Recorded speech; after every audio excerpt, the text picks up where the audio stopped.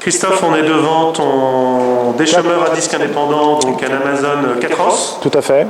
Que tu as acheté en quelle année? En 2007.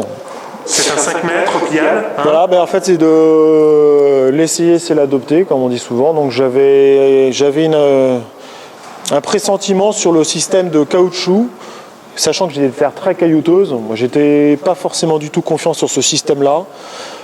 Je l'ai essayé et force est de constater que finalement c'est très bien foutu, c'est très costaud. Je n'ai cassé une seule fois qu'un support et encore c'était sur une extrémité. Parce que tu as tapé dans un grès, quelque chose? Voilà, c'est ça, un grès un peu fort, voilà. Mais sinon ça s'escamote très bien. C'est graissé à vie, donc il n'y a pas d'entretien. Voilà, et j'en suis très content. Et la publicité dit que c'est un TGV pour déchaumer en TGV, et je confirme que c'est vrai qu'on a des vitesses impressionnantes. Nous on travaille minimum à 13 à l'heure jusqu'à 18. À l'époque je l'avais pris sans option hydraulique de contrôle de profondeur, et ça je l'ai rajouté après au bout de quelques journées d'utilisation, parce qu'en fait avec mes terres très hétérogènes, quand tu arrives dans du sable ou de l'argile, ça permet de jouer du distributeur et de contrôler ta profondeur. Alors c'est-à-dire, tu joues sur quoi? Sur les rouleaux arrière. D'accord, qui contrôle la profondeur. Qui contrôle la profondeur. Plus ou moins tu descends, tu relèves. Bon, l'avantage c'est que c'est pliable, compact. L'inconvénient il est lourd. Il faut toujours un bon tracteur avec un jeu de masse. Mais ceci étant, moi je le tirais, j'ai même tiré une année avec un 110 chevaux. J'avais mis 2 jeux de masse. Bon, pour tourner c'était un peu juste. Hein. Mais par contre, une fois posé dans le champ, à tirer, c'était pas très tirant. Pas tirant. D'ailleurs, il y en a un d'occasion à vendre sur Agriaffaire à 7,50 m, et j'envisage éventuellement de racheter un 7,50 m et de revendre celui-là. Et du coup, avant de me pencher sur l'occasion, j'ai quand même appelé mon concessionnaire pour qu'il me dise combien il valait neuf un 7,50 m. Tu fais des déchômages à très faible profondeur? Oui, 3 cm.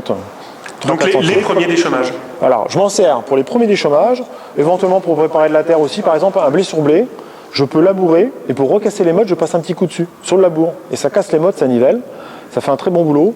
Bon, tu vas pas très vite, bien sûr, sur le labour.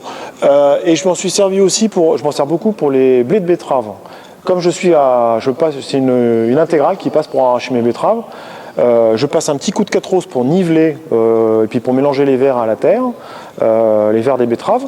Et je passe après un coup de suçoleuse de décompacteur ameublisseur de la marque Duroux.